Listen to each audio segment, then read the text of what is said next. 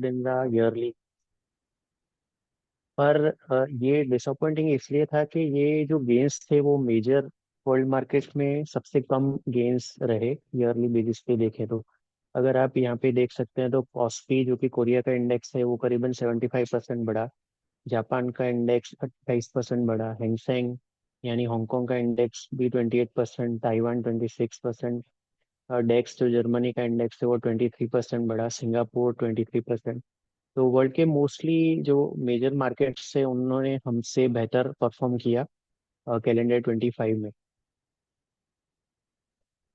हालांकि हमने जैसे दिवाली के टाइम पे जो वेबिनार किया था उसमें भी बताया था कि प्रीवियस 2 इयर्स में हमारा रिटर्न इन मार्केट से काफ़ी ज़्यादा था। और ये 10वां लगातार साल है जैसे कि मैंने बताया हम बढ़े हैं।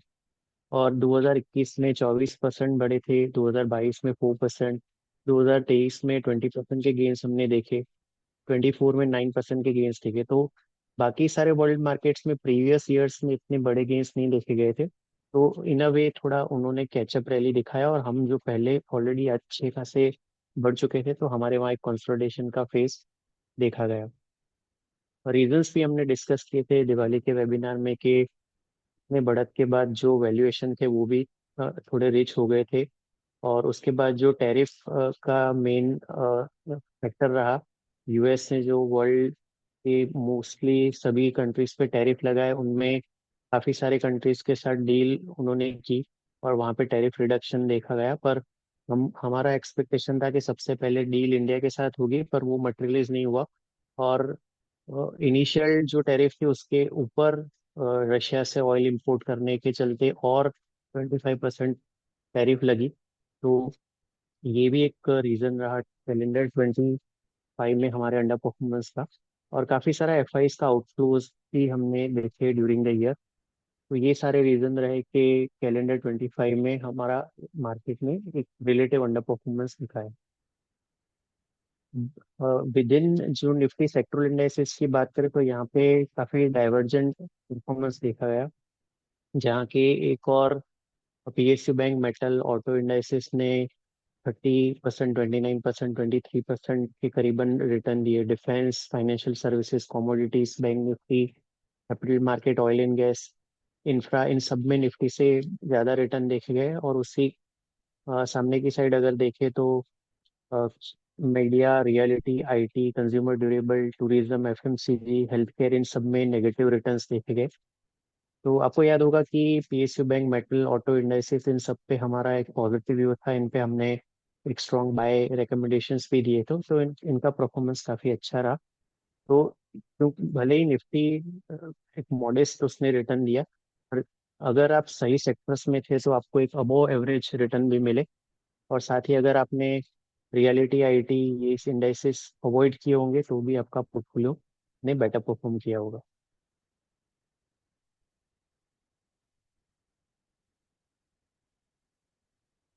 क्योंकि ये साल का पहला वेबिनार है तो एक बड़ा पिक्चर हम देख के चल रहे हैं कि आगे के एक साल में क्या हो सकता है। तो ये जो चार्ट है वो निफ्टी का मंथली चार्ट है, यानी कि one candle represents 1 month.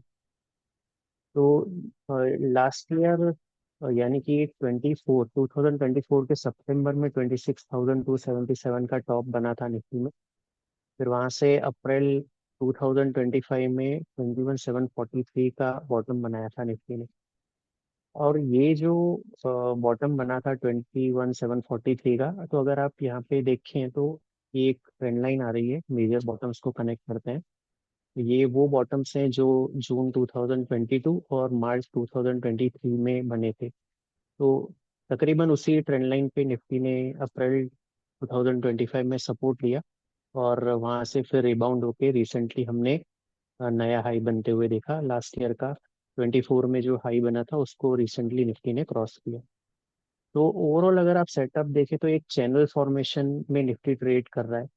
Logically जो नेक्स्ट मेजर टारगेट आएगा वो इसी ट्रेंड लाइन, ये जो चैनल का ऊपर की साइड है, जो ये ट्रेंड लाइन आप देख रहे हैं, वो करीबन 30,800 यानी 30,800 का टारगेट प्रोजेक्ट करती है।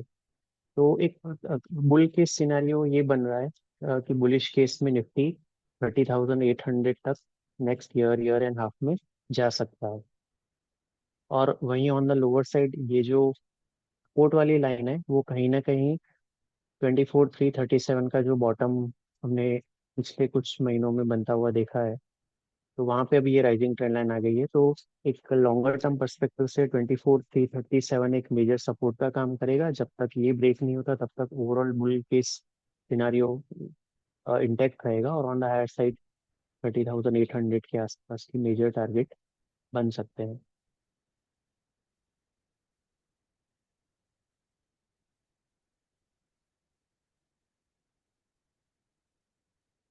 सेक्टोरल इंडाइसेस पे आ जाते हैं तो पीएसयू बैंक इंडेक्स हमारा एक काफी बुलिश फॉल रहा है और through out the year.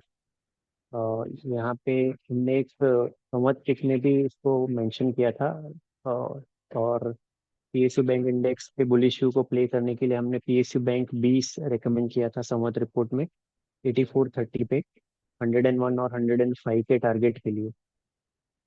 Last year जब लास्ट मंथ हम जब बात कर रहे थे वेबिनार में, तो उस मंथ में, दिसंबर मंथ में, इसमें थोड़ा सा करेक्शन देखा गया था, ये जो आप कैंडल देख सकते हैं। और 8970 का बॉटम बनाने के बाद ये फिर से रिवर्स हुआ, और ऑन द हायर साइड इसने 9940 इनफेक्ट आज हाई बनाया है। और काफी नजदीक है ये हमें 101 के फर्स्ट टारगेट के लिए के पास, और उसके बाद 105 का सेकंड टारगेट रहेगा। तो इन दोनों टारगेट्स के लिए इस पे अभी भी हम बुलिश व्यू इंटेक्ट रखेंगे। मेटल इंडेक्स हमारा दूसरा एक बुलिश कॉल था, जहाँ पे हमने अक्टूबर 25 के वेबिनार में व्यू पॉजिटिव इनिशिएट किया था, जब ये इंडेक्स करीबन 10,300 के आसपास था, 12,400 के मेजर टारगेट के लिए। अर्ली दिसंबर में इसने 9968 का लो बनाया यहाँ पे, और फिर वहां से रिवर्स होके एक बड़ी अपमूव दिखाई, और आज इनफैक्ट इसने 11,652 का हाई बनाया है। जैसे कि पीएसयू बैंक भी हमने रेकमेंड किया था दिवाली पिक में, उसी तरह हमने मेटल का भी इस ईटीएफ रेकमेंड किया था, आईसीआईसी प्रुडेंशियल का मेटल आई ईटीएफ, दिवाली पिक में 10 रुपये 44 पैसे पे, 12 रुपये 80 पैसे और 14 रुपये के टारगेट के लिए। आज इसने 11.96 का हाई बनाया और 11.61 पे क्लोज हुआ है। तो यहाँ पे भी अब हम 1280 और 14 के टारगेट रीट्रेट करते हैं, बुलिश व्यू होल्ड करना चाहिए।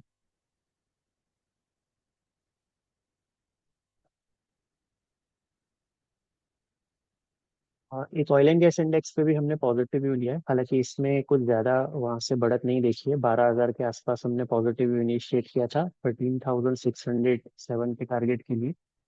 ये जो लेवल है वो सितंबर 2024 में इसने टॉप बनाया था, और हमारा मानना है कि ये आगे चल के रिटेस्ट हो सकता है। इस हफ्ते इसने इनफैक्ट कल के सेशन में ही 12,445 का हाई बनाया था, पर फिर जो नाइजीरिया में हुआ और रिलायंस के रिलेटेड कुछ न्यूज़ जो आए, तो रिलायंस में सेलिंग प्रेशर देखा गया, और उसके चलते ये इंडेक्स आज वापस से 12,000 के आसपास आया है। और ओवरऑल सेटअप इस इंडेक्स का अभी भी पॉजिटिव है, तो 13,600 का टारगेट हम रिट्रेट करेंगे। 11,600 जब तक नहीं टूटता तब तक ये बुलिश व्यू वैलिड रहेगा। और इस इंडेक्स पे पॉजिटिव व्यू प्ले करने के लिए ऑयल आई ईटीएफ, जो कि आईसीआईसी प्रुडेंशियल का ऑयल का ईटीएफ है, इसके थ्रू इस पे पोजीशन बनाई जा सकती है। लेकिन इंफ्रा इंडेक्स पे भी हमने पिछले वेबिनार्स में पॉजिटिव व्यू इनिशिएट किया था, और यहाँ पे हमने 9200 स्टॉप लॉस से एक्यूमुलेट करने की एडवाइस दी है, तो वो हम रिट्रेट करेंगे। अभी ये इंडेक्स 9600 के आसपास है, और इस इंडेक्स पे भी हमारा मानना है कि एक अच्छा बुलिश सेटअप बना है, और अच्छे रिटर्न बन सकते हैं आने वाले 3-4 क्वार्टर्स में। तो यहाँ पे इंफ्रा 20 और इंफ्रा आई ईटीएफ, दो ईटीएफ अवेलेबल है, एक्सचेंज ट्रेडेड फंड, उसके थ्रू इस पे पॉजिटिव व्यू लिया जा सकता है। आईटी इंडेक्स काफी अंडर परफॉर्म करने के बाद नीचे से एक इसने अच्छा रिबाउंड दिखाया था, लास्ट मंथ हमने इसको डिस्कस किया था। हालांकि ऊपर के लेवल इसमें सस्टेन नहीं हुए, जो पहले वाले 3 हफ्ते में इसने अच्छी अपमूव दिखाई दिसंबर में, पर लास्ट वीक में वीकनेस वापस से आई। और ये जो अगर आप लाइन देख रहे हैं, ये आईटी इंडेक्स की एक इम्पॉर्टेंट मूविंग एवरेज है, 20 महीने की मूविंग एवरेज है, ये मंथली चार्ट है। तो 20 मंथ मूविंग एवरेज के ऊपर इंट्रा मंथ गया था इंडेक्स, और क्लोज इसके नीचे आया। और साथ ही जो दिसंबर में टॉप बना है वो इस टॉप के साथ भी कोइंसाइड हुआ था, जो अर्लियर इन द ईयर बना था जून महीने में। तो ये जो टॉप है 39,500 के आसपास का, इसका एक क्रॉसओवर होता है, फिर इसमें एक डिसाइसिव ब्रेकआउट कंफर्म होगा। तो ये एक लेवल ध्यान में रखेंगे, इसके ऊपर जाता है तो फिर इसमें काफी अच्छी मूव आगे चल के बन सकती है। और अभी रिजल्ट सीजन भी शुरू हो गई है, तो आगे चल के जो बड़ी आईटी कंपनीज के रिजल्ट आएंगे उस पर नजर रहेगी। अगर रिजल्ट और उनका गाइडेंस अच्छा आता है तो फिर ये level on the higher side cross हो सकता है। अब हमारी ऑफरिंग्स पे आ जाते हैं। प्रो ग्रो है जो हमारा टेक्नो फंडा रिकमेंडेशन है, जहाँ पे हम निफ्टी 500 यूनिवर्स में से 3 से 4 क्वार्टर के लिए स्टॉक रेकमेंड करते हैं, जो टेक्निकली सेटअप अच्छा और फंडामेंटली भी कुछ क्राइटेरिया मीट करते हो, जो कि रिटर्न रेशियोज हेल्थी होने चाहिए, फ्लैट शेयर नहीं होने चाहिए, और पीई रेशियो, यानी कि उसका पीई रेशियो है वो ग्रोथ से कम होना चाहिए, तो वो अट्रैक्टिव बन जाता है। तो ये सारे फंडामेंटल क्राइटेरिया और टेक्निकल क्राइटेरिया को ध्यान में रखते हुए हम प्रोग्रो स्टॉक रेकमेंड करते हैं। तो यहाँ पे हमने एक नया स्टॉक दिसंबर में रेकमेंड किया, संवर्धन मदरसन इंटरनेशनल। इसके लेवल्स और रिपोर्ट्स के लिए आप टेलीग्राम चैनल फॉलो कर सकते हैं। साथ ही एक और ऑफरिंग है हमारा प्रू अल्फा, जहाँ पे 1 से 2 महीने के होराइजन से प्योरली चार्ट के बेस पे हम रिकमेंडेशन देते हैं। अगेन निफ्टी 500 में से ही ये स्टॉक चुने जाते हैं। तो इसमें भी जो नए स्टॉक हमने दिए और पुराने जो क्लोज हुए उसके डिटेल्स के लिए आप टेलीग्राम चैनल रिफर कर सकते हैं। This concludes my part. जो भी हमने स्टॉक की बात की, वो उसमें हमारे क्लाइंट्स का होल्डिंग हो सकता है, और ऑफर डॉक्यूमेंट को thoroughly रीड करने के बाद ही आप इन्वेस्टमेंट डिसीजन लें। पास्ट परफॉर्मेंस फ्यूचर रिजल्ट का इंडिकेशन नहीं दे रहा। Now I will hand over the presentation to Virendra.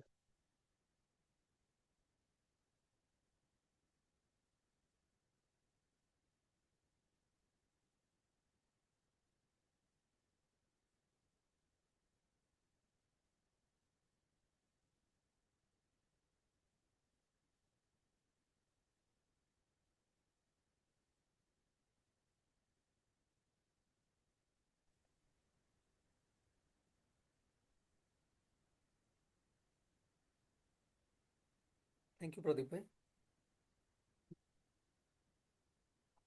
Oh, my screen is visible. It is. Okay. तो अ, पहले हम डिस्कस कर लेते हैं रोल ओवर जो दिसंबर सीरीज की एक्सपायरी का हुआ है। तो लास्ट मंथ के वेबिनार में हम यदि अगर बात करें तो निफ्टी में जैसे हमने बताया था कि 25,750 एक इमीडिएट सपोर्ट है। और दिसंबर की सीरीज की शुरुआत में निफ्टी ने ये सपोर्ट को इंट्राडे बेसिस पे ब्रीच किया था, बट ऑन क्लोजिंग बेसिस पे ये सपोर्ट होल्ड किया निफ्टी ने। एंड फाइनली निफ्टी ने इवन जो अपसाइड रेजिस्टेंस हमने बताया था वो भी इसने क्रॉस नहीं किया, 26,326 का। इसी रेंज में वो कंसोलिडेट होता रहा जो सपोर्ट और रेजिस्टेंस लेवल बताए थे। वहीं बैंक निफ्टी में भी देखें तो दिसंबर सीरीज के अंदर it even consolidated in the range of 58,350 जो हमने सपोर्ट बताया था, और वहीं रेजिस्टेंस जो 60,114 था। इसी रेंज के अंदर बैंक निफ्टी ने भी कंसोलिडेट किया दिसंबर सीरीज के अंदर। बैंक निफ्टी देखें तो ये लगातार फोर्थ कंसेक्यूटिव सीरीज रहा जब बैंक निफ्टी हायर क्लोज हुआ विथ ए गेन ऑफ 0.6%। और वहीं निफ्टी देखें तो Nifty close with A gain of 0.2%। जो नवंबर की सीरीज में हमने जो 0.2% का लॉस देखा था उसने वही रिकवर करके 0.2% गेन के साथ निफ्टी क्लोज हुआ। वहीं अगर रोल ओवर का यदि हम डेटा देखें तो जो ओवरऑल रोल ओवर है that is flattish compare to last series and even in tandem with 3 month and 6 month average. वहीं निफ्टी का रोल ओवर देखें तो it is slightly higher at 72% compare to 69% जो लास्ट सीरीज में था, but lower than the 3 month as well as 6 month average. वहीं bank Nifty का यदि रोल ओवर देखें तो वो भी हायर रहा है 77% कंपेयर टू 70% जो लास्ट सीरीज में था। और फ्लैटिश रहा 3 मंथ और 6 मंथ के एवरेज को हम देखें तो it is in tandem with those averages.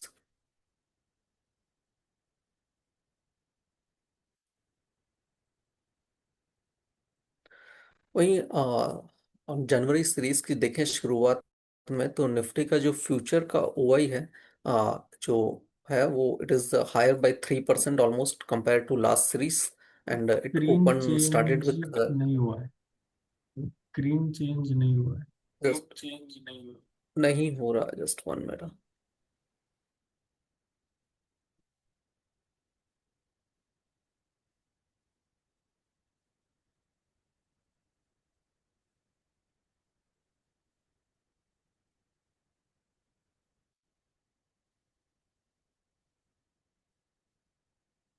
Nihal, is it moving now? Yes. Okay. तो निफ्टी का फ्यूचर का ओआई हम देखें तो जनवरी सीरीज में it started with OI of 1.51 crore, जो कि 3% हायर है दिसंबर की सीरीज की शुरुआत से। और वहीं बैंक निफ्टी का यदि हम ओआई देखें तो it is at 0.12 crore and lower by almost 14%, जो दिसंबर की सीरीज की शुरुआत में जो ओआई था। और वहीं अगर रुपी टर्म्स में बात करें तो रुपी टर्म्स में ओवरऑल जो ओआई है दैट जनवरी सीरीज के अंदर वो 6.7% लोअर है। 13.26 लाख करोड़ के ओआई के साथ जनवरी सीरीज की शुरुआत हुई थी। ये जो चार्ट है दिस इंडिकेट्स द इंस्टीट्यूशनल्स का जो बिगनिंग की सीरीज की शुरुआत में जो उनका नेट लॉन्ग पोजीशन होता है वो क्या है। तो this blue bar indicates the FII net long position जो उनका रहता है सीरीज की शुरुआत में, और जो रेड बार है that is for domestic institutional investors. तो जनवरी सीरीज में यदि हम देखें तो जनवरी सीरीज के अंदर एफआई का जो नेट लॉन्ग पोजीशन है वो 8.8% है and it is almost 40% lower than 15% जो दिसंबर की सीरीज की शुरुआत में था। और वहीं डीआईएस का यदि हम नेट लॉन्ग पोजीशन देखें तो it is at 65.7% compare to 68.7% जो दिसंबर की सीरीज की शुरुआत में था। एंड इवन इनका लास्ट 6 मंथ का एवरेज देखें तो उसके इन टेंडम है डीआईएस का जो नेट लॉन्ग पोजीशन है।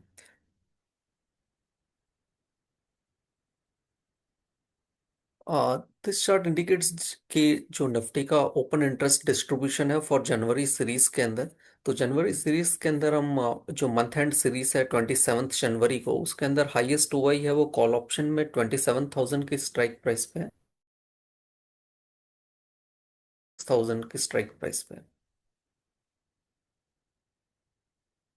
वहीं सेक्टर्स की बात करें तो सेक्टर्स जहाँ पे हमने हायर रोल ओवर देखा है जनवरी सीरीज में वो है cement, engineering, FMCG, metal, oil and gas, pharma as well as telecom. और वहीं सेक्टर्स जहाँ पे हमने लोअर रोल ओवर देखा वो है पावर एंड टेक्नोलॉजी। स्टॉक्स की बात करेंगे तो स्टॉक्स जहाँ पे हमने स्ट्रॉन्ग रोल ओवर देखा है वो एचडीएफसी बैंक है, मैरिको है, टीवीएस मोटर है, एपीएल अपोलो है और ग्रासिम है। और वहीं स्टॉक्स जहाँ पे हमने वीक रोल ओवर देखा वो है Supreme Industry, Muthoot Finance, Dixon, Motherson Sumi as well as TechM. तो जनवरी सीरीज के लिए यदि हम आउटलुक देखें तो जनवरी सीरीज के अंदर 26,550 जहाँ पे एक लिटिल बिट रेजिस्टेंस आता है एक राइजिंग ट्रेंड लाइन का, तो दिस इज द निफ्टी के लिए ये एक इमीडिएट लेवल है टू वॉच आउट। और इसके ऊपर निफ्टी अगर सस्टेन होता है तो 27,000 से 27,800 are the levels to eye on the upside. वहीं डाउनसाइड की बात करें तो 25,693 जो हमने दिसंबर की सीरीज के अंदर एक लो बनते हुए देखा था, और वहां पे मल्टीपल लोस भी जो बने थे, तो this is the immediate support level to watch out. और उसके नीचे 25,500 और 25,280 are the other levels to eye. वहीं बैंक निफ्टी की बात करें तो बैंक निफ्टी के अंदर 58,700 एक इमीडिएट सपोर्ट है, और ये लेवल अगर ब्रीच होता है तो 56,700 is the other level to eye. वहीं अपसाइड के अंदर बैंक निफ्टी के अंदर जो रेजिस्टेंस था जो हमने रोल ओवर की रिपोर्ट में बताया था वो क्रॉस हो गया है। तो अपसाइड के अंदर 61,500 is the target to eye, और उसके ऊपर 63,000 is the other level to eye on bank Nifty. Past performance is no guarantee of future results. Investment in security market are subject to market risks. So read all the related documents carefully before investing. Please read the standard disclaimer and the disclosure. Thank you, everyone. I hand over to Nihal.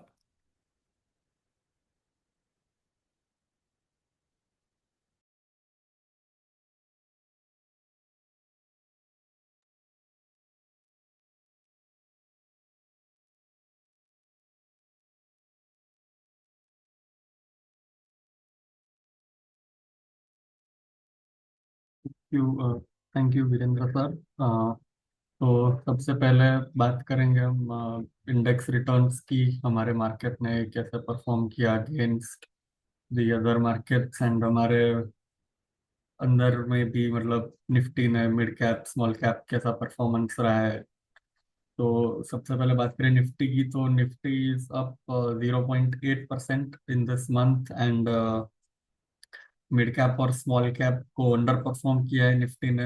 Mid cap okay range bound 0.9% plus है, but small cap index is the one that has shown, and it is up 2.2% in the last 1 month। तो ये काफी ज्यादा under performance के बाद small cap ने एक थोड़ा सा क्या बोलते हैं वो रिबाउंड किया है अपने लोस से, एंड इट इज अप 2.2%। लोगों के पोर्टफोलियो थोड़े ग्रीन होते हुए दिखे होंगे लास्ट 1 मंथ में, and this the reason why. फिर अगर हम बात करें ग्लोबल इंडेक्सेस की, तो UK was up the highest. अगर हम बात करें ग्लोबल में 4.3%, जहाँ की एशिया में KOSPI was up the most around 8.9%। Taiwan also up 8%। Asia ने बहुत ही एक अच्छा परफॉर्मेंस दिखाया। हम यहाँ पे देख सकते हैं दी लोएस्ट रिटर्न दर 3.8% जो निके का था। बाकी सबने उससे ज्यादा हैंग सेंग के साथ बाकी सबने उससे ज्यादा परफॉर्म किया है। एंड यहाँ पे अगर अमेरिकन मार्केट्स की बात करें तो डाउ जोन्स ने सबसे ज्यादा 2.6% रिटर्न्स दिए थे। तो all in all it was good month, and Indian investors also got a bit of taste of the returns. Nifty 0.8 and small cap 2.2%, so not a bad month to summarize it। फिर हम बात करते हैं हमारे जो Pru idea का basket है उसमें लेटेस्ट एडिशन की जो था InterGlobe Aviation, as you know IndiGo, काफी चर्चा में रहा था। ये कंपनी लास्ट मंथ में, आप में से आई होप किसी को उसकी वजह से डिस्टरबेंस ना हुआ हो आपके ट्रैवल में, बट यस सबसे पहले बात करें इंडिगो क्या है। मतलब it is the seventh largest globally airline company with regards to the daily departures. It has 65% market share in the Indian aviation sector. It is way ahead of the second biggest player Air India जो है, मतलब उसका half जितना है, half से भी कम है उसका मार्केट शेयर 65 है, तो एयर इंडिया का 25.7 है। एंड इंडिया जैसा मार्केट जो सबसे ज्यादा ग्रो कर रहा है एविएशन स्पेस में, अगर आप देखो तो उसमें इतना बड़ा मार्केट लीडरशिप, और उसमें भी और ज्यादा कंसोलिडेट हो सकता है आगे जाके। तो उससे आप मान सकते हैं कि जो 2 लाख करोड़ का मार्केट कैप है इंडिगो का, तो वो एक अच्छा प्राइस पॉइंट है for entry for the long term. देखो तो जैसे मैंने आपको बताया कि India is growing very fast. It is the fifth biggest aviation market in the world. It handles more than 21 crore, it handle more than 21 crore passengers in 2024, and it is going to overtake USA and become the world's third largest air passenger market by 2030 according to IATA। तो उसका जैसे मैंने आपको बोला market leader जो है उसको सबसे ज्यादा बेनिफिट मिल सकता है ऐसा हमको लगता है। Yes there are 2 other airlines जिनको ऑपरेशनल मंजूरी मिली है लास्ट मंथ में, after looking at whatever's happened there with Indigo, but we still feel कि जो established players हैं they are the ones who will benefit the most out of the growing market। and we feel कि जो 2 नई airlines को permission मिली है and the 2 or 3 that are operational right now as well will just play catch up to Indigo, and there are several reasons for that, वो आगे हम बात करेंगे। तो जैसे मैंने आपको बताया कि अभी Indigo number 165, number 2 air India 25, तो इधर ही 90% तो हो गया। तो बाकी के 10% में आते हैं छोटे प्लेयर्स जैसे कि स्पाइस जेट, अकासा और बाकी छोटी छोटी एयरलाइंस जिनका शायद आपको नाम भी नहीं पता होगा, alliance air and so on. तो ये सब क्यों हो रहा है? पहले आपने जेट एयरवेज सुना होगा, आपने किंगफिशर सुना होगा। तो ये सब क्यों नहीं सरवाइव कर पाए? Because they incurred a lot of losses, huge losses. और उन सबका रीजन था, मतलब आप टर्न अराउंड टाइम अच्छा नहीं था प्लेन्स का, उनके एफिशिएंसीज अच्छी नहीं थी, प्रॉफिटेबिलिटी उसकी वजह से उनकी लैक हो रही थी, उनका जो कॉस्ट था, सॉरी जो टिकट्स का कॉस्ट था that was a bit higher. जैसे मैंने आपको बोला कि ये लो प्राइस कैरियर है, तो इंडिया में वैसे कैरियर्स ही चलते हैं। अगर आप कॉस्ट में compete नहीं कर पाते हो तो कोई आपका टिकट नहीं लेगा। जो सस्ता होगा लोग पहले उधर जाएंगे। तो उसकी वजह से जो पहले मैंने नाम लिए, गो एयर है, जेट एयर है, किंगफिशर है, वो सब उसकी वजह से बंद हो गए हैं। एंड वो सारे बंद होने का जो फायदा है वो इंडिगो को मिला है। स्पाइस जेट भी पहले काफी ज्यादा मार्केट शेयर रखता था, बट उसमें भी बहुत सारे प्रॉब्लम्स आए, और उसका भी फायदा इंडिगो को मिला, जिसकी वजह से उसका आज मार्केट शेयर 65% हो गया है। तो आप समझ सकते हैं कि aviation is such a hard industry to crack in India specially. तो उसकी वजह से अगर कोई एविएशन कंपनी अच्छा कर पा रही है इंडिया में, तो there has to be great quality in it. और उसकी वजह से हमने इंटरग्लोब एविएशन को चूज किया। And obviously the market is booming like anything. And जैसे मैंने आपको बताया कि काफी रीजन थे, उसमें से एक रीजन ये भी था कि इंडिगो अपने बैलेंस शीट पे कोई एयरलाइन का कॉस्ट रखता नहीं है। वो sale to lease back model पे अपना एयरक्राफ्ट खरीदते हैं। वो लोग खरीदते हैं from Airbus, then they sell that aircraft to a lessor. वो लीजिंग कंपनी के पास से फिर वही एयरक्राफ्ट लीज पे वापस ले लेते हैं। एंड उसकी वजह से वो असेट लाइट रह पाते हैं, अपफ्रंट कॉस्ट उनका कम हो जाता है, एंड उनका कैश का जो पोजीशन है वो अच्छे से वो मेंटेन कर पाते हैं। एंड आज उनका जो भी एयरलाइन जो भी नंबर ऑफ एयरक्राफ्ट्स है, वो एवरी वीक एक ऐड करने का उनका प्लान है। मतलब the order book with Airbus is very big, but Airbus has committed to deliver almost 50 planes a year. मतलब आप समझ लो कि वन एयरक्राफ्ट एवरी वीक का जो है वो इनफ्लो इंडिगो के फ्लीट में हो सकता है। एंड उसकी वजह से आप समझो कि उनकी फ्लाइट्स कितनी ज्यादा बढ़ेंगी, उनकी रेवेन्यू कितनी ज्यादा आगे जाके बढ़ सकती है। एंड यहाँ पे आप बोल रहे हो कि रेवेन्यू बढ़ेगा पर कॉस्ट भी तो बढ़ेगा। सो कॉस्ट में सबसे बड़ा जो कॉस्ट है, 40% of the total expenses, it is the fuel cost. पर फ्यूल कॉस्ट में भी अगर आप देखो तो जो ब्रेंट क्रूड प्राइस है या NYMEX, जो भी सारे क्रूड ऑयल्स के ट्रेड्स हो रहे हैं, वो काफी अभी लो रेंज में हो रहा है। अराउंड $66 पर यूएसडी भी क्रॉस नहीं करेगा FY 26 में, ऐसा मानना है। एंड FY 27 में तो it can go down to around $58 per barrel, ऐसा कई एक्सपर्ट्स का मानना है। तो जो मेन कॉस्ट है उसमें राइज नहीं आने वाला है, ऐसा काफी एनालिस्ट्स का मानना है। And we also feel that because जैसे अभी वेनेजुएला का भी ये जो रिसेंट डेवलपमेंट हुआ, उससे सप्लाई शायद और ज्यादा आगे जाके बढ़ सकती है ऑयल की। तो उससे भी कॉस्ट थोड़ा कम शायद आए क्रूड प्राइस का। तो वो सब चीजों की वजह से इंडिगो बेनिफिट करेगा। Yes, everything is in dollar denomination, तो फॉरेक्स का कॉस्ट उनका बढ़ेगा आगे जाके। And that is a fact. Q3 में भी हम Q2 में भी हमने ये काफी अच्छे से देखा है। उसकी वजह से आप देखोगे तो उनके ऑपरेटिंग मार्जिन्स भी कम आए थे। Q3 में भी वो डेफिनेटली होगा। एंड Q3 में तो जैसे मैंने आपको बताया कि FDTL के जो नॉर्म्स थे उसकी वजह से भी काफी कैंसिलेशंस हुए, उससे उनका टॉप लाइन भी हैम्पर होगा। जो वाउचर्स देने वाले उसकी वजह से उनके मार्जिन्स भी कम आएंगे। So Q3 is something that we don't have a lot of expectations from. But उसकी वजह से अगर आप देखो तो स्टॉक का प्राइस ऊपर से 20% करेक्ट हो चुका है। And this is a very good opportunity to tap in for the longer term is what we feel. And FY 27 promises to be a very strong rebound for the company because अब देखो तो वो जो aircraft उनका delivery आएगा उसकी वजह से उनका रेवेन्यू बढ़ सकता है। आगे जाके उनके जो कॉस्ट है वो भी बढ़ेंगे, जो एफडीटीएल के नॉर्म्स फॉलो करने के लिए फरवरी तक उनको टाइम मिला है। तो उस दरमियान वो लोग काफी ज्यादा पायलट्स को भी हायर करेंगे। पायलट्स हायर होंगे, उनके ऑपरेटिंग कॉस्ट बढ़ेंगे, there is no doubt in that, but that is the way the business has to work, right. And उसकी वजह से हम मार्जिन में भी उतना ज्यादा अपटिक नहीं देखते, but on the share top line growth and जो नीचे की 40% of the cost that is fuel, उसमें भी उतना ज्यादा एक्सपेंस ग्रो ना होता देख we have a buy recommendation for IndiGo for FY 2027।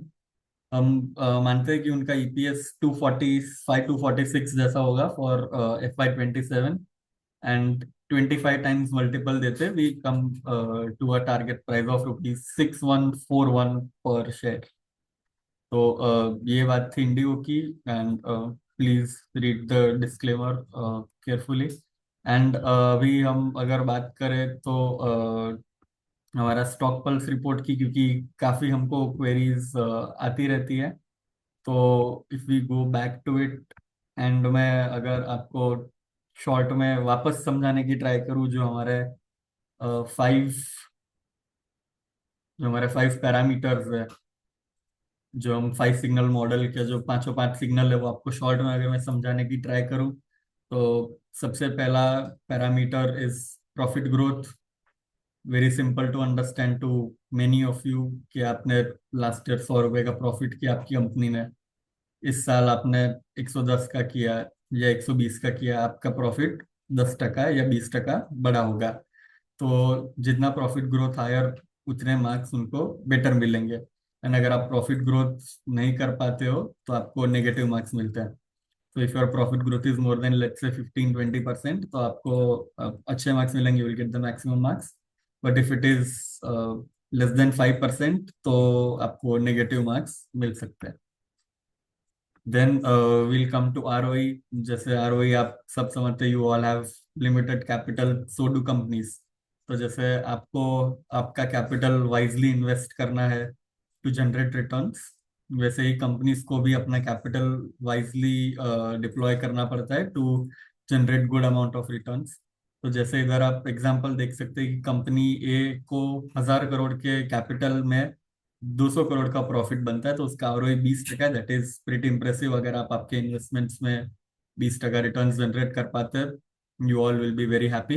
And company B 1,000 crore के ही शेयर कैपिटल में, अगर सॉरी शेयर होल्डर्स फंड में अगर 100 करोड़ का प्रॉफिट कर पा दिया, तो ROE is 10%, so you will not be very happy. And अगर ये नंबर 6-7% से नीचे है, तो मतलब क्या ही कर रहे हैं हम, इससे तो अच्छा बैंक एफडी कर लो या गवर्नमेंट बॉन्ड्स बाय कर लो, उसमें भी उतना रिटर्न मिल जाता है without taking any serious kind of risk. तो उसकी वजह से आरओई भी एक इम्पॉर्टेंट पैरामीटर है जो हम यूज कर रहे हैं अपने 5 सिग्नल में। तो third being price to earnings. तो पी आप लोग काफी यूज करते हो आपके डे टू डे लाइफ में भी, कि इसका पी बहुत हाई है, ये बहुत एक्सपेंसिव चल रहा है और वट एवर। बट उसमें हम कई बार ऐसा बोल देते हैं कि निफ्टी का पी तो 20-22 है, पर मेरे स्टॉक का पी 50 है, तो मतलब वो बहुत ही एक्सपेंसिव है। But that is not the right way to look at it. हम इसमें जो स्टॉक है उसका ही 5 साल तक का जो उसका हिस्टोरिक पी है उसको कंपेयर करते हैं उसके करंट पी से। तो it is less than the 5 year P, then we will say that the stock is reasonably valued and उसको मैक्सिमम मार्क्स मिलते हैं। बट अगर उसका पी एवरेज पी 50 है फॉर एग्जांपल, एंड वो अगर 70-80 पे ट्रेड कर रहा होगा, so we will obviously consider it to be a very expensive stock, and they will get lower marks accordingly. फिर आता है फोर्थ, जो ये 3 हो गए हमारे फंडामेंटल पैरामीटर्स।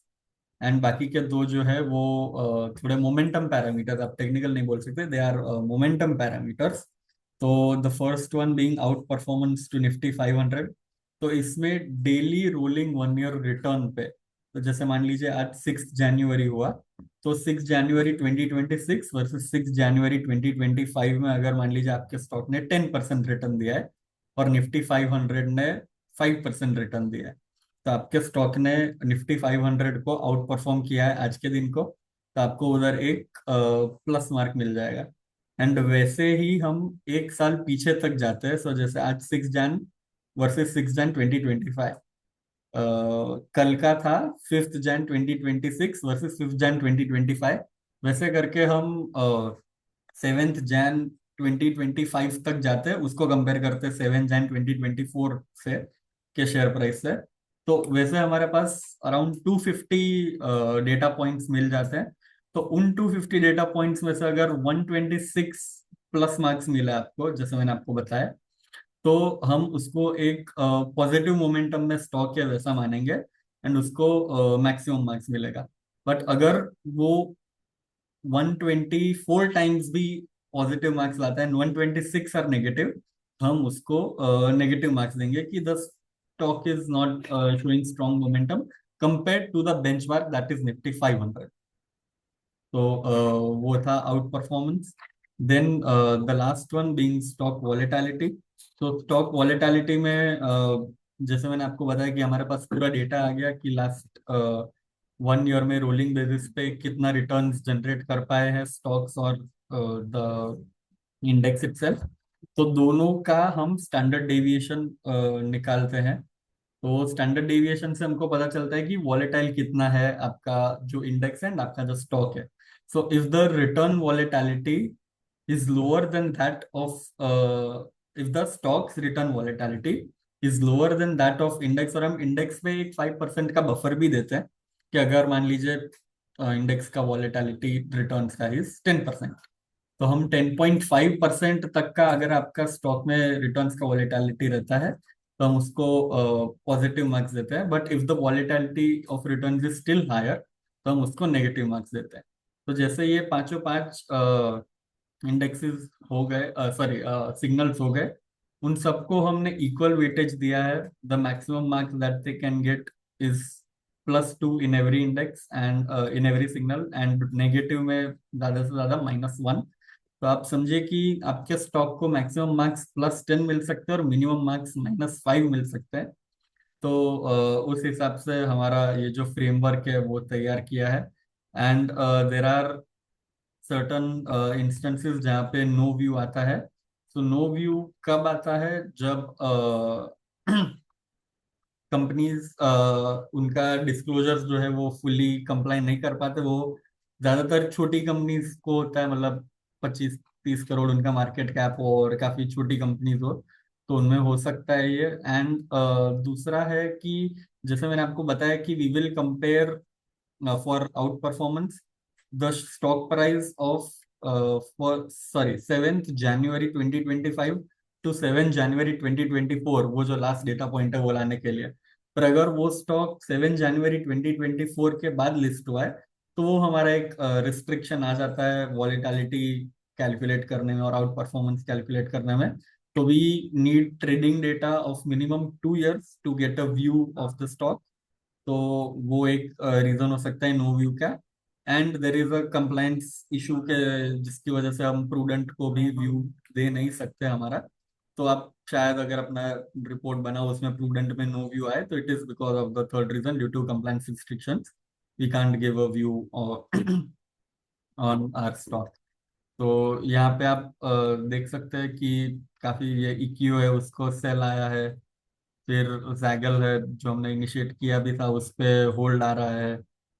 फिर यहाँ पे HEC इंफ्रा करके स्टॉक है उसमें बाय आ रहा है।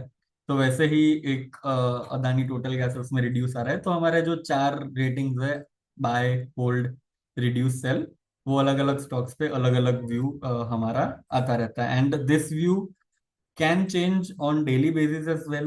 It can change and it may not change for a year as well. तो ये सब डिपेंड करता है ऑन वेरियस पैरामीटर्स। तो आप डेली अगर चेक करें तो भी आप अपना एक डिसीजन ले सकते हैं। एंड अगर आपको once in a while like once in a month check करना हो then too you can make a fair decision of your holdings. So thank you very much. This was it from my side. अगर आपको कोई भी sector specific query हो तो आप chat box में डाल सकते हैं। कोई भी स्टॉक स्पेसिफिक क्वेरी हो तो वो हमारा जो व्हाट्सएप नंबर है उस पे आप हमेशा आपको रीच आउट कर सकते हैं। एंड अभी आप स्टॉक स्पेसिफिक ना डालें, वैसा रिक्वेस्ट।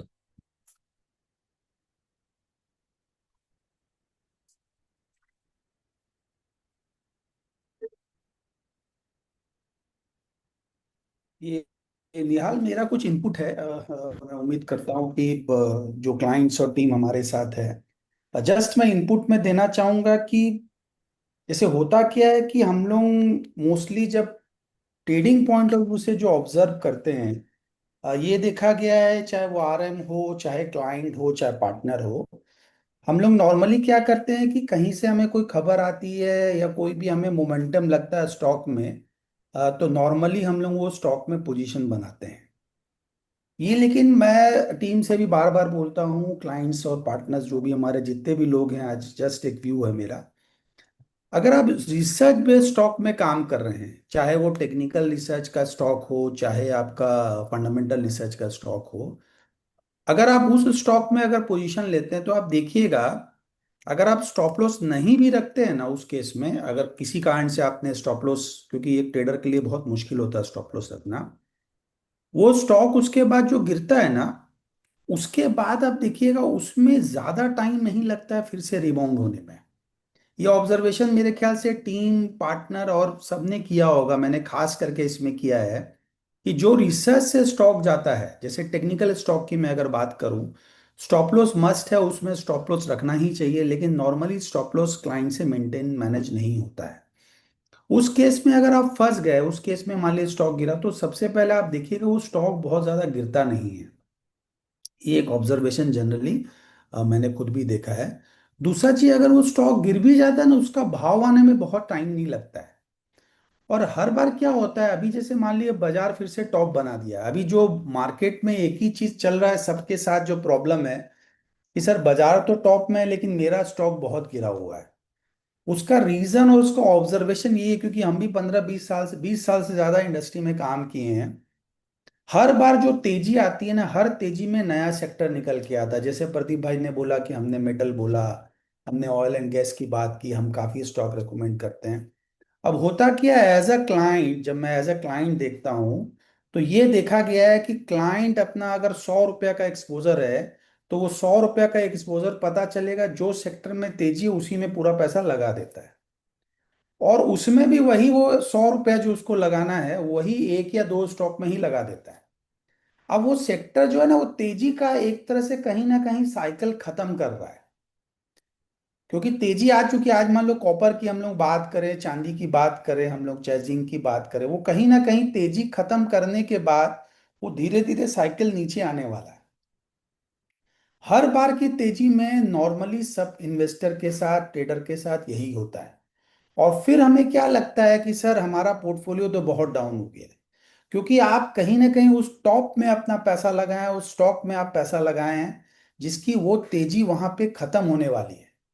तो पूरा साल बीत गया, अभी भी आपको पता चलेगा कि सर बाजार तो टॉप में है, निफ्टी, सेंसेक्स, स्मॉल कैप सब लगभग टॉप के आसपास है, लेकिन मेरा वो स्टॉक 25%, 30%, 40%, 50% डाउन है। तो ये ऑब्जर्वेशन को ध्यान में रखते हुए मैं सब जितने भी लोग हैं, खास करके हमारे आरएम हैं, टीम टीम के लोग हैं, मैं बार बार हर बार ये चीज बता रहा हूं कि ये गलती आप इस बार भी ना करें। बाजार में तेजी मंदी चलती रहेगी, आपको ये ध्यान रखना है कि आपका, आपके पास अगर एक 100 रुपये का एक्सपोजर आपका है, या 100 रुपये का इन्वेस्टमेंट है, just for an example 1 lakh रुपया मानता हूँ, लाख रुपया आपका कभी भी कोई एक सेक्टर में नहीं होना चाहिए। एक सेक्टर में भी अगर आप पैसा लगा देते हैं तो वो सेक्टर में एक ही स्टॉक में लाख रुपया नहीं होना चाहिए। वो गलती इस बार जो तेजी आएगी या आने वाली, या कभी भी तेजी आती है, उस गलती में अगर आप फिर से गलती करते हैं, फिर से फंसते हैं, तो पता चलेगा कि आपको आने वाली तेजी में कभी फायदा नहीं होगा, क्योंकि आपका पैसा एक जगह फंस के रह जाएगा। और खास करके रिसर्च का मीटिंग है, तो जो एक ऑब्जर्वेशन हरदम रहा है, रिसर्च के कॉल में आप काम करें, स्टॉप लॉस आप नहीं भी लगा पाते, लगाना बहुत जरूरी है, मैं बार बार बोल रहा हूँ, नहीं लगा पाते हैं, वो स्टॉक देखिएगा फिर से आपका घूम के एक टाइम के बाद जल्दी से जल्दी भाव आ जाता है। उसमें बहुत समय नहीं लगेगा आपका रेट आने में। लेकिन आप कुछ भी स्टॉक ले लेते हैं तो आप देखिएगा, आप हो सकता है उस स्टॉक का भाव आने में 3 महीना से 3 साल लग जाए। ये काफी बार हर तेजी में देखा गया है। इसलिए वैसी गलती नहीं करें हम लोग। रिसर्च कॉल आज प्रदीप भाई, आप अगर, मैं खुद इनको ट्रैक करता हूँ, आप अगर इनका आप यूट्यूब चैनल वगैरह देखो, आप आजकल हम लोग का एक जो शो आता है सीएनबीसी वाला, जीटी वाला, आप उसको देखो, उसमें भी आपको खिलाड़ी खिलाड़ी नंबर शो है, हम लोग पोस्ट करते हैं, नंबर 1 है। तो अपने पास इतने अच्छे रिसर्च एनालिस्ट हैं, नंबर 1 रिसर्च एनालिस्ट है खिलाड़ी, तो आप उनको फॉलो करो। हमारी फंडामेंटल टीम इतना अच्छा रिसर्च कॉल देती है, हो सकता है नंबर्स ऑफ रिसर्च कॉल कम हो, वहां थोड़ा डाउन से, लेकिन आप उसको अगर फॉलो करोगे तो आपको जब भी तेजी आएगी वो स्टॉक में सबसे पहले तेजी आने वाली, और उसका आपको फायदा होगा। ना कि आपको कहीं से भी कोई भी खबर मिल गया, आप एनालिसिस किए नहीं, सुनने में आया, आपने पूरा पैसा एक ही स्टॉक में डाल दिया। वो गलती मैं रिक्वेस्ट करूंगा ना हमारे आरएम को करनी चाहिए, ना क्लाइंट को करनी चाहिए, ना पार्टनर को करनी चाहिए। इस तरह से हम लोग एक लॉजिकल बेस्ड डिसीजन अगर लेते हैं, जिसके पीछे एक बैकग्राउंड है, जिसके पीछे एक रीजन है, एक मैप है, एक ग्राफ है, डेटा एनालिसिस है, उस डेटा के बेसिस पे एक रिकमेंडेशन दिया गया है, चाहे वो लॉन्ग टर्म दिया हो चाहे वो शॉर्ट टर्म हुआ, कुछ ना कुछ तो बेसिस है। ऐसे तो कोई सपना किसी को नहीं आया कि आपको सिल्वर लेने कोई बोल दिया हो या कोई मेटल का स्टॉक बोल दिया। तो वो काम मैं बोलना चाहूंगा कि कोई भी हो, इस इंडस्ट्री में नहीं करना चाहिए, खास करके अगर आप ट्रेडिंग कर रहे हैं, स्टॉक में पोजीशन बना रहे हैं। अदरवाइज आपको हरदम लगेगा सर शेयर बाजार में पैसा क्यों नहीं बनता है। तो ये मैंने हम लोग नहीं चाहते ब्रोकिंग में, इसीलिए हर महीना हम लोग ये एक वेबिनार सेमिनार टाइप का करते हैं, जिसमें कहीं ना कहीं कुछ आपको एक वैल्यू एडिशन मिले, कुछ इनपुट मिले। और मेरा जो एक ऑब्जर्वेशन था जस्ट मैंने शेयर किया, क्योंकि स्टॉक में ये नॉर्मली देखा गया है कि लोग जो भी कुछ लेते हैं उसमें लंबा फंसते हैं, लंबा समय लगता है, लेकिन आप अगर रिसर्च बेस्ड स्टॉक ले रहे हैं, वहां अगर आप फंस भी गए तो ज्यादा टाइम आपको नहीं लगेगा, आप निकल जाएंगे। और आप नहीं भी निकले तो हमारी टीम से आप बार बार पूछ सकते हैं, हमारी टेक्निकल टीम है, आप निहाल है, आप पूछ सकते हैं कि इसका क्या क्या करना है क्या नहीं करना है। So that is from my side. Nihal, I think we have finished this Zoom. कोई रिकॉल है, किसी का कोई क्वेरी है तो एक बार देख लो खाली। Thank you, Ankush, for your input. I think there were some queries which I have already answered, और इस वेबिनार का रिकॉर्डिंग भी हम अपलोड कर देंगे यूट्यूब चैनल पे, तो you can again go through and हमारा जो व्यू हमने सेक्टोरल इंडाइसेस पे बताया है वो आप रिविजिट कर सकते हैं। कोई भी स्टॉक स्पेसिफिक क्वेरी हो तो हमने ऑलरेडी व्हाट्सएप नंबर दे दिया, वहाँ पे आप पूछ सकते हैं। Thank you for attending this month's webinar. See you all next month. Thank you all. Thank you.